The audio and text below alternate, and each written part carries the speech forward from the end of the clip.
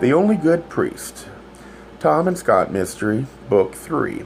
Author Mark Richard Zubro, St. Martin's Press, New York. Narrator Eric Aust. Chapter 6. The boy had been expected home from a basketball game at 6. By 7, his parents were angry. He hadn't called. By 9, they'd called all of Jerry's friends in the school.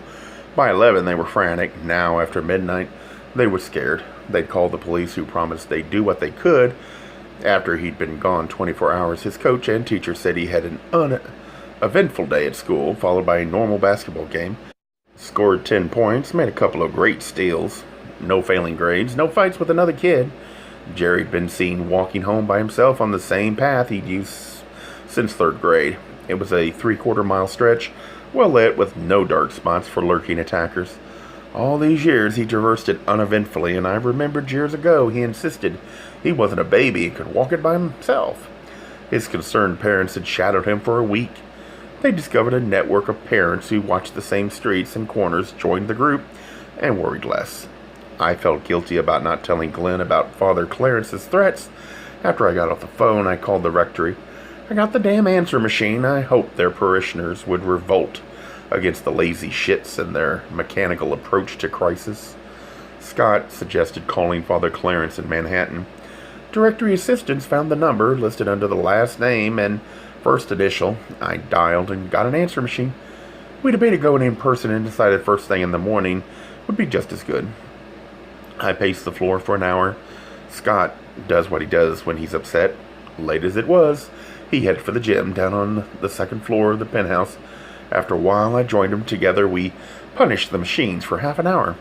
I wound up curled in a chair in the living room, falling asleep around 5. At 6, he woke me. The alarm had gone off. I had to get to school. He came with me. He'd go straight to Glenn's house. I'd join them after picketing, and together we'd confront Clarence. First thing, I got hold of Kurt and explained the situation to him. He told me to forget the union, asked me if he could do anything, told him I'd let him know. From Glenn's, I phoned Frank Murphy, the River's Edge cop. He had no news, promised to push as hard as he could to find Jerry, while Glenn and Janet went to school to question it or re-question Jerry's friends, classmates, and teachers. We drove to the rectory. We didn't see the red Corvette, but being unsure of his habits, stopped anyway. On the off chance Clarence had come in from Manhattan without it. 2 tiny old women in cobbler aprons met us at the door. The one with blue-rinsed hair clutched a mop in her right hand. The one with tightly curled gray hair carried a can of Lysol in her left hand. With some reluctance, they agreed to let us in to see the secretary. We found her pacing a luxurious first-floor office. Deep, soft, wine-red rugs, leather-backed and cushioned chairs, polished wood, 6-foot by 3-foot desk, gold embossed spines of books looked at us from floor to ceiling, bookcases. Constance Madison, the secretary, shooed the other 2 women out and demanded to know what we wanted. As I explained about Jerry being missing and the questions surrounding Father Sebastian's death, she twirled her wedding ring with long, thin fingers. She was gray-haired, with oversized glasses on a sharp, pinched nose. Her plain black dress draped the thin figure of a woman in her late 50s. When we asked to speak to Clarence, she told us to get out and slammed the front door after us.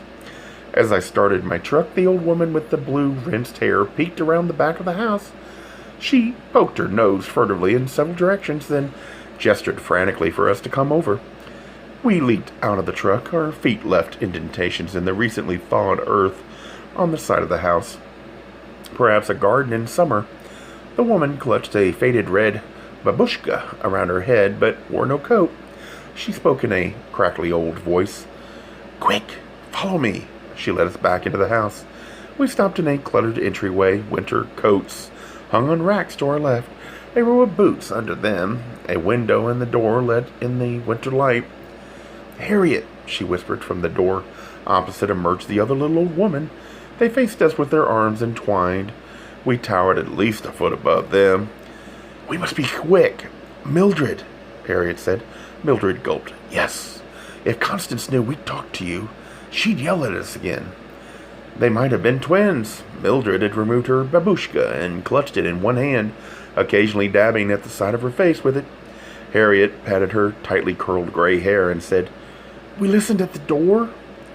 "We usually don't," Mildred said. "It's rude and none of our business, but we heard you talking about Father Sebastian's death. We couldn't let you leave. He was so wonderful, and Harriet's a baseball fan, so she recognized Mr. Carpenter." She tittered. "You're both such good-looking young men," Harriet said. "We want to help. I can tell you Father Clarence isn't here. We don't know where he is, do we?" They looked at each other for confirmation. Mildred said, "Such a handsome and well-spoken young man," she sniffed. "At least he doesn't treat us cruelly like that." She hesitated, then finished. "That beast Constance," Harriet said. "But no one was nicer than Father Sebastian." They chirped together about his kindness for several moments. I controlled my growing impatience. "You wanted to see us," I said. Eventually, Mildred told the story. Ever since Father Sebastian died, the rectory had been in chaos. The temporary assistant wanted to change too much. They'd worked there for over 25 years together. They would never repeat gossip, but they knew secrets. They knew all about Clarence's nocturnal comings and goings. "Priests are supposed to stay in the rectory," Mildred said. "Sometimes he's out every night of the week." Harriet arched an eyebrow. "Sometimes for weeks in a row." "How do you know all this?" I asked. "We live over there." Mildred pointed out the window and across the street. I saw a little rectangular box of dirty red bricks, 2 front windows, and a screenless front door, a 1951 Packard in mint condition set in the driveway. "I'm awake very late every night," she said. "And I wake up early every day," Harriet said. "I'm up at 5 every morning. I see him sneaking in." "Maybe he's got an apartment somewhere," I said. They gave me pitying looks. "He lies about where he goes," Mildred said. "We've heard him tell people he slept in the rectory. Nobody knows he leaves except us." "Father Sebastian knew," Harriet amended. "Yes, such a saint," Mildred sighed. "He covered up for Father Clarence. Young people make so many foolish mistakes. And Father Sebastian helped him so much." "But Father Sebastian knew?" I asked. Mildred glanced at the door, leaned toward us, and whispered, "Yes, but he didn't approve." "They had angry words," Harriet said. "Father Sebastian didn't approve of his caterwauling all night." I asked him when this was. "About 2 years ago, soon after Father Clarence arrived." Mildred said. "Father Clarence had a lot of modern ideals. He'd only talk to people during business hours. He made Father Sebastian get the answering machine. Father Clarence wanted to run the parish like a corporation. No heart or soul," Harriet said. "No people dropping by just to visit. Everybody had to have an appointment." "Did the priests quarrel often?" I asked. "No, Father Sebastian wasn't a fighter. I think he lost his temper that one time in a moment of weakness. He had the flu that week. I remember because I had to make a trip to the old neighborhood in Chicago to get the proper ingredients for an old family cure," Mildred said. Harriet smiled. "It always works." Mildred continued. "They yelled while he was sick, but I heard Father Sebastian apologize a week later." Harriet nodded agreement. "Most of the time they got along very well." They nodded their heads in unison at the end of each sentence as a kind of visual punctuation. Worry about Constance seemingly forgotten, I let them run on about life at the rectory. Most of it was of little use. They did tell us that Chancery officials had been crawling all over the rectory for 2 weeks. For the first few days after Sebastian's death, Clarence had stayed in almost every night. I asked if we could see Father Sebastian in Father Clarence's rooms. They exchanged nervous looks, tittered behind their hands, and nodded simultaneously agreement. They took us through the door with rapid peeks in all directions, including behind us, then into the kitchen, down the main hall, and a quick left. Up a sweeping grand staircase from the office area on the main floor came the soft thwack, thwack of paper exiting a copying machine. Upstairs, they led us to the left, past closed doors, 2 on the left, 3 on the right. Harriet fumbled rapidly through a set of keys, and unlike the last door on the right, "Father Clarence's room," she announced as she let us in. After we entered, Mildred stood guard at the door. Father Clarence obviously didn't believe that cleanliness was next to godliness. Several pairs of sweat socks and a jock strap formed a small mound in front of the closet. A blue dress shirt had strayed several feet from this pile. A heap of bed linen fought with numerous pillows for the right to center stage on the bed. The dresser had a framed portrait of a family. A young Father Clarence smiled at us along with an older male and female and several teenagers. At a guess, his parents, brother and sister? From the dresser top, I took a small heap of mail, all ads and bills. Suddenly, Mildred hissed, "Someone's coming!" She whisked the door shut and joined us. We held our breaths in the middle of the floor, but the footsteps never approached our door. They faded, returned, moved deliberately down the stairs. We breathed again and resumed searching. Scott checked the closet. I looked rapidly through the materials in the dresser. In the top drawer rested the largest, most jumbled collection of bikini briefs I've ever seen. In my quick look through, it seemed as if Clarence hadn't duplicated one color or pattern. Nothing incriminating or even remotely interesting jumped out of any of the drawers.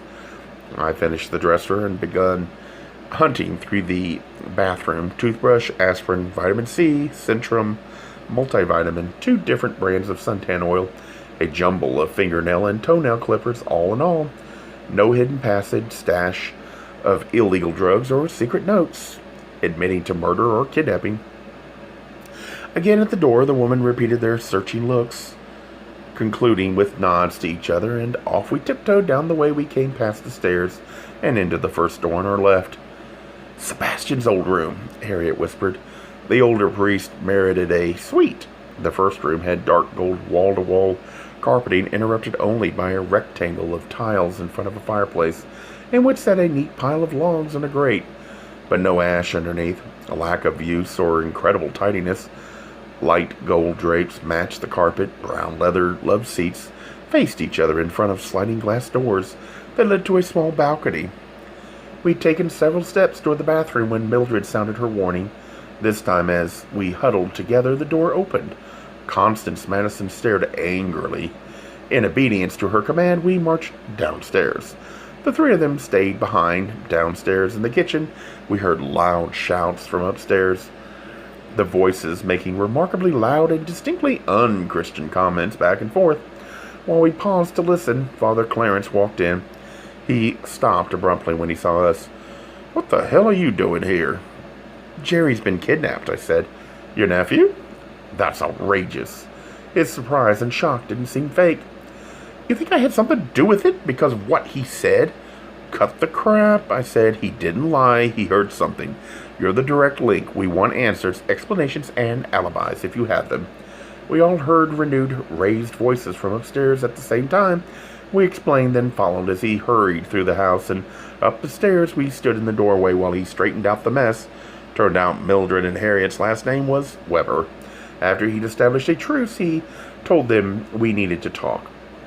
The Weber sisters managed a trip and chirp over every object in an unhurried trek to the hall. I imagined Constance would keep them from listening at the door. We sat opposite him on the leather couches. From there, I could see out the sliding glass double door beyond the balcony to a cloudless day and a few remaining patches of snow on the ground. He couldn't have done the kidnapping, he said. He'd been with his wife since noon yesterday. It was his day off, and they'd driven to Rockford for shopping. They tried to socialize in distant cities and suburbs to avoid accidental encounters with parishioners. "You could have organized it," Scott said. "With an alibi I couldn't use except to people like you," he said. "That makes no sense." "Somebody did it, and you had the best reason," I said. "We want to know whom you were talking to the other day after Mass and what was said. If you don't tell us, we blow the whistle on your sex life. A little nookie is one thing, a full-blown marriage and a kid is another." He got up and paced the room, touching the fixtures. Adjusting his Roman collar, he wound up at the sliding doors, tapping his knuckles against the pane. "I thought I could stop by becoming a priest," he turned to us. "Girls have thrown themselves at me since before puberty. I learned about sex fast, but I knew it was wrong." He held out his hands to us, pleading. "I honestly believe as a kid that when I had intercourse outside of marriage, it was a mortal sin. It got so I'd have sex with a girl, then run to confession. I couldn't stop either habit. I liked being popular, and the girls turned me on. I never told them about my horrible guilt feelings, but I couldn't stop myself." He returned to the couch, sat back, and closed his eyes. "You're the first ones I've told this to outside of confession," he sighed deeply.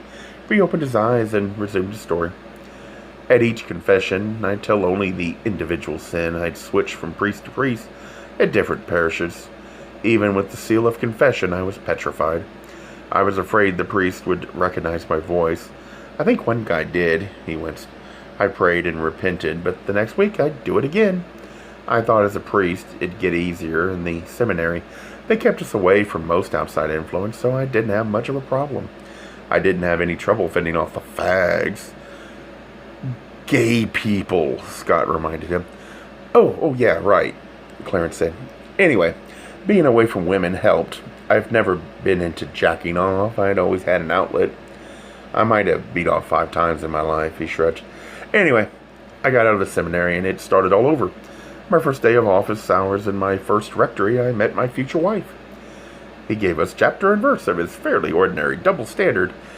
He even told us about cheating on his girlfriend with a number of flings, each place he'd been stationed. Once she got pregnant, he agreed to marry her. They moved down to the Manhattan area after he got assigned to St. Joseph's. He talked for nearly 15 minutes. Made me glad for a chance to finally tell somebody a little ordinary truth. I held myself in check while he unburdened himself. Oddly enough, while I thought he was a sexual idiot, I felt a little sorry for him, torn as he was between pleasure and punishment. Tell us about the fight with Sebastian, I said. Who told you about that? He asked. I glared. We asked the questions, you give the answers. His right fist clenched a moment, and he threw a string of unpriestly epithets at us, but he didn't get up to leave or try to throw us out. After he ran down, I said, I want your entire relationship with Sebastian honestly detailed. After a few more spurts of wounded pride, he told us he and the old priest had existed in tenuous truce for 2 years. They had agreed not to tell the chancery about each other. Sebastian had questioned Clarence the morning after he stayed out all night from the rectory. For the first time, Clarence knew he needed a cover, so instead of denying his sexual activity, he suggested a deal. Sebastian's continued involvement in faith, after being specifically ordered not to, could have caused him some major problems. Clarence agreed not to report him and to cover for him if necessary. In return, Sebastian would maintain silence about Clarence's married life. Clarence explained about wanting to stay a priest, emphasizing the good he could do for people. He wanted both worlds and would fight to keep them. Sebastian didn't raise much objection. Maybe he really was the saint everybody says he was. I think he felt sorry for me. I'm probably the first actively heterosexual priest he ever met. How could he talk? If I had told on him, he'd be in just as deep shit as me. What about what Jerry overheard? I said. This was a pure accident. According to Clarence, he'd never have threatened Jerry if he hadn't been so startled. It seems an official high in the diocesan hierarchy had come to give him a friendly warning. Word in the chancery was that they had to cover up the real cause of Sebastian's death, but that an internal investigation of the priest in the parish, already secretly underway for some months, would be expanded. Rumors of sexual irregularities in, at, or connected with St. Joseph's Rectory had reached too far up in the hierarchy to be ignored. Clarence didn't know why there needed to be a cover-up of the cause of death. He hadn't been terribly interested because of the threat the sexual investigation posed to his own safety. On that day, Clarence had panicked at the news. He told the official everything he knew about Sebastian's gay life, and then confessed to sexual indiscretion. The chancery official was an old friend of Sebastian's, and someone Clarence trusted from his seminary days. The friend promised to delay any investigation as much as possible, giving Clarence time to decide if he wanted to stay a priest, get a divorce, or find some unknown third solution. The friend had left. Clarence, relieved but still badly shaken, heard the noise and stumbled on Jerry. Fury at another part of his life out of his control caused him to lose his temper at the boy. I asked for the name of the chancery official. We'd have to talk to him. Reluctantly, under pressure, he told us it was Auxiliary Bishop John Smith. We also got access to Father Sebastian's room. As we began our search, Clarence said, I don't think it'll do you any good. A couple of old guys, priests from the diocese, came by the day after the funeral and took out maybe a suitcase full of stuff. Clarence didn't know of any family Sebastian might have. He thought he spent most holidays with an old friend or two from his seminary days. I got the impression, Clarence said, that the ones who cleaned the room were old friends of his. They took only the immediately personal stuff. He only knew that the priests came from the chancery and that it was a normal occurrence when a priest died with no family for someone from the central office to take care of things. I told him I wanted him to call ahead to his buddy in the chancery to set up a meeting and to smooth our way. With some reluctance, he did so. As we listened, then we searched Sebastian's room and found absolutely nothing at all connected with murder. The combination of chancery office and the probable cleaning by the Weber sisters had made it totally antiseptic. As we prepared to go, I asked if he knew of any possible love interest in Sebastian's life. He shook his head. The guy believed in his chastity vow. He refused to judge others, but held himself to a rigid moral code. I could see him becoming very close to somebody, but not consummating the union, if that's what gays call it. Some of us call it that, Scott said. We left him standing in the middle of the room. A quick stop at Glenn's found the parrot sitting wordly on the couch. Without a lead to pursue, I explained how the disappearance might have been connected to Sebastian's death. They seemed to prefer that explanation to assuming some child molester had got hold of him. Glenn had no problem with my keeping Jerry's secret, he said. What would we have done differently if we knew? The kid's been making his way home for years by himself. We promised to do whatever we could to help find him. In the city at Scott's penthouse, we found a message on his machine from his parents. His relationship with them is tricky. His status as the winningest pitcher in baseball for the past 10 years and the highest paid player in this game is a source of intense pride for them. As he won more games, they're standing in Wascaloosa, Alabama soared from that of backwoods, dirt-poor farmers to a reflected national celebrity. Plus, Scott gave them a new home and enough money to enjoy a comfortable retirement. After he came out to them, their backcountry born-again Baptist roots kept them from seeing or talking to him for months. The rest of his family, especially Scott's favorite sister, had worked on them to change. Despite their initial rejection and hurt, he'd continued to send them a monthly check, and they'd continue to cash it. Starting the Paris negotiations to end the Vietnam War was easy compared to what he went through before their visit. They insisted on staying in a hotel. Scott's got enough room at his place to house the entire population of Wascaloosa. I told him if my being out of the way would help, I would understand. That got me an icy no. He's never mentioned it, but I think the positive reception we get from my parents, brothers, sisters, nephews, and nieces adds to his sense of frustration when dealing with his parents. His parents' message said that because of all the recent airline accidents, perhaps they should wait a few weeks, then take the train. Scott called them immediately. How he can remain so calm while talking to them is beyond me. His deep voice rumbled assurances to Wascaloosa for several minutes before he hung up. He came and sat next to me on the couch overlooking the view of the loop. We could go to Alabama, I suggested. Nope, here, he said. My territory. My lover. They've had time to get used to the ideal of us. I'd also like them to meet your family.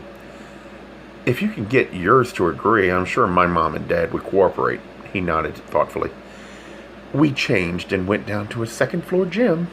We used the machines and weights for an hour. At 4, we hurried to meet Monica Verlaine and Neil at the Gay Tribune office. Neil appeared in a well-tailored navy blue business suit. Monica wore a rust-colored velvet pantsuit with a wide back belt and a scarf that draped from shoulder to waist. Wide at the top, narrow at the bottom, colored a red, orange, yellow, and rust paisley. I brought them up to date about Jerry, Clarence, and the Chancery. I mentioned the possibility of the lesbians for freedom and dignity kidnapping Jerry. Priscilla was her usual self today at work, Monica said. She fought with 2 advertisers, screamed at a receptionist, and balanced the books. She gave a grim smile.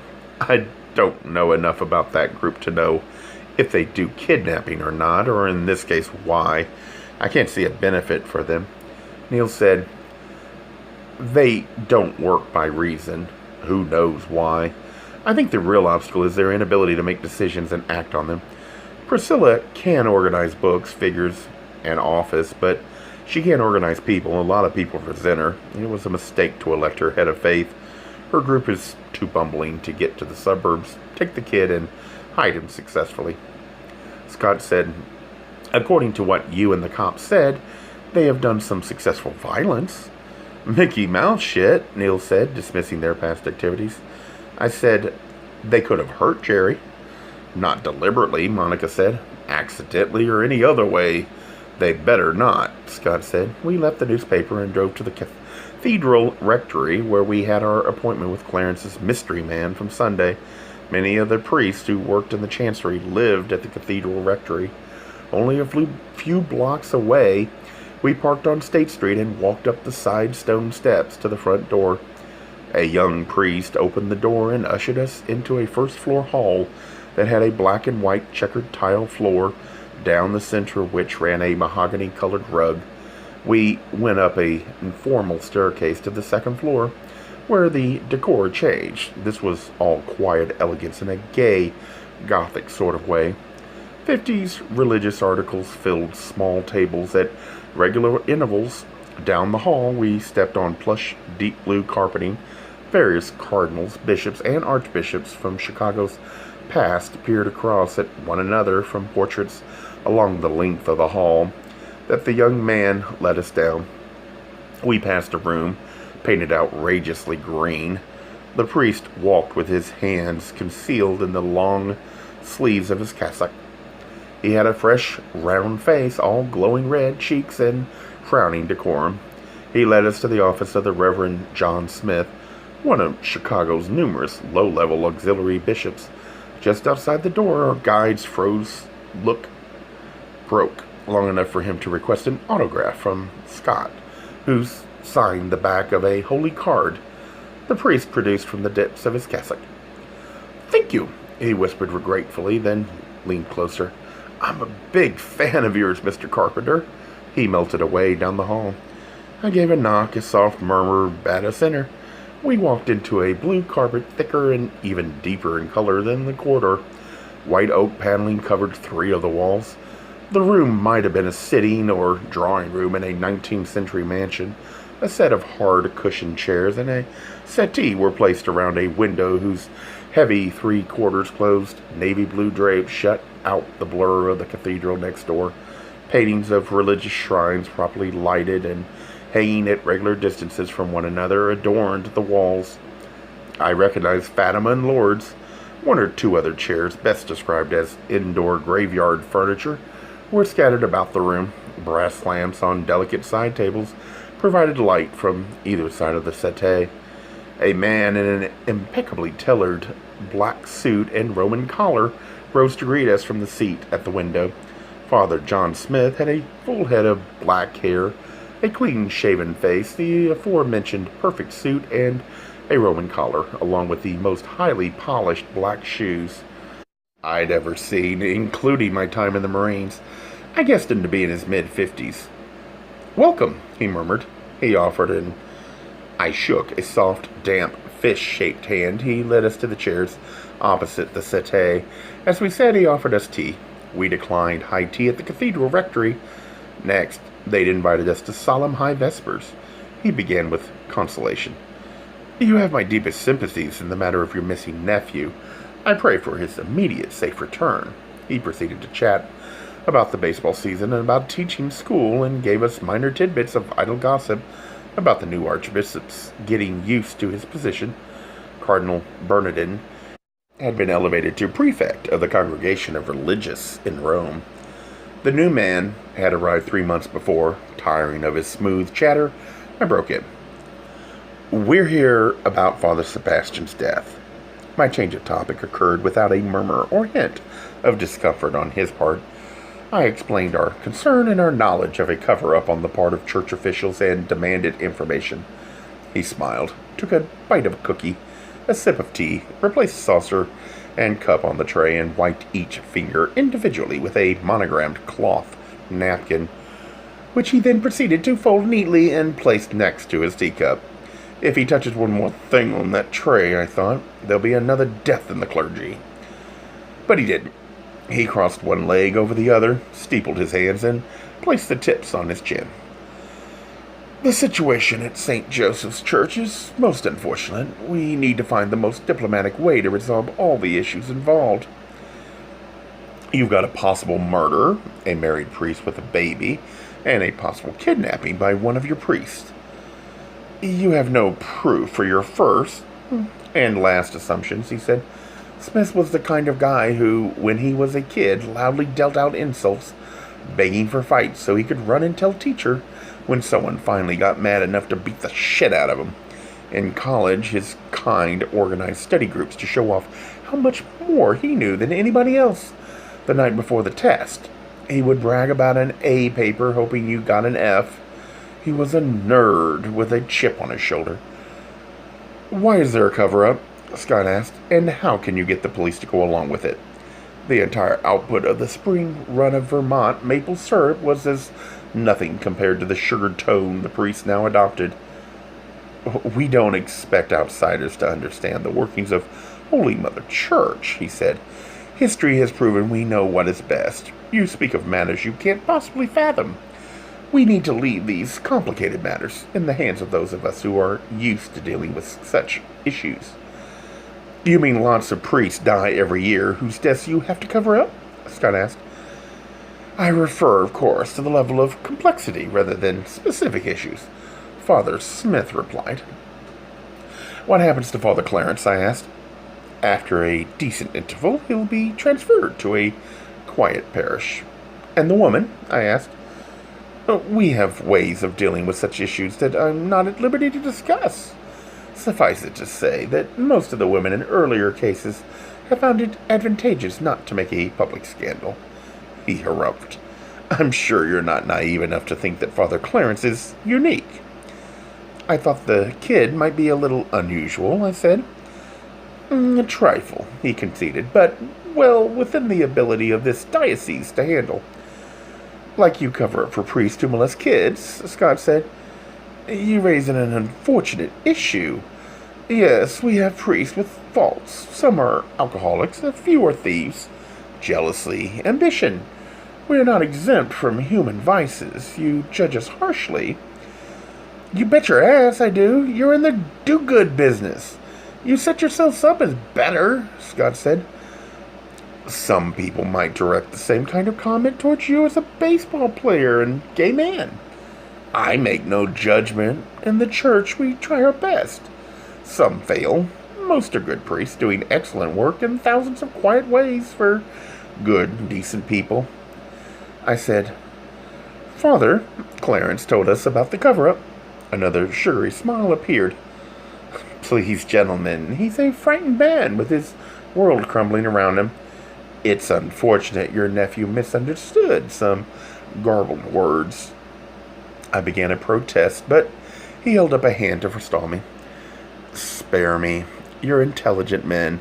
We've told some of your suspicions to the police. It was a statement, not a question, but I nodded anyway.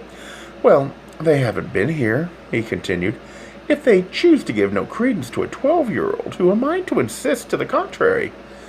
You pompous son of a bitch, I said. He chuckled. That's been said to me since first grade. I find it a natural ability that is essential in my job as diocesan troubleshooter.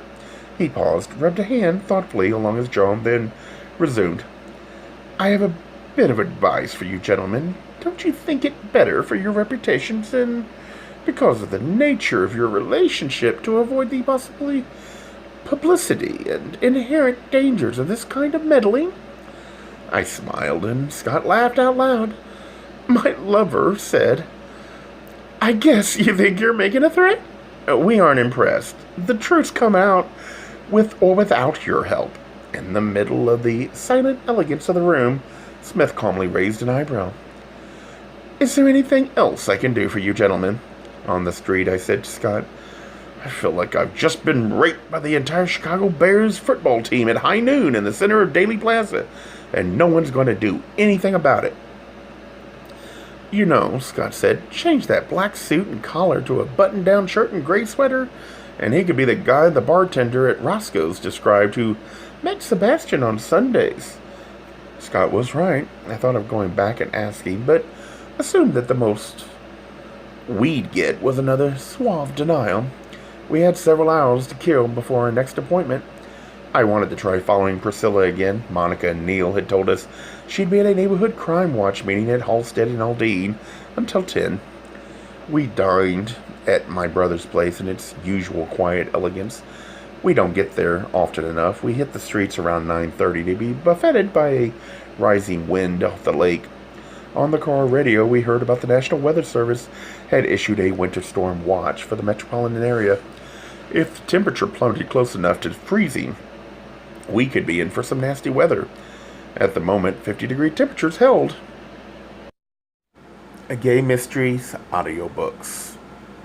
I think it is easy to hate a label, but a face humanizes the word. So this effort is twofold. To offer comfort to those like myself that your world didn't end because you don't fit into the view of acceptable society on both sides. And in hopes of helping those with family that are LGBTQ, that it doesn't mean we are aliens from the child they once knew. Reassure them so they can maybe be supportive at the same time, being true to their values.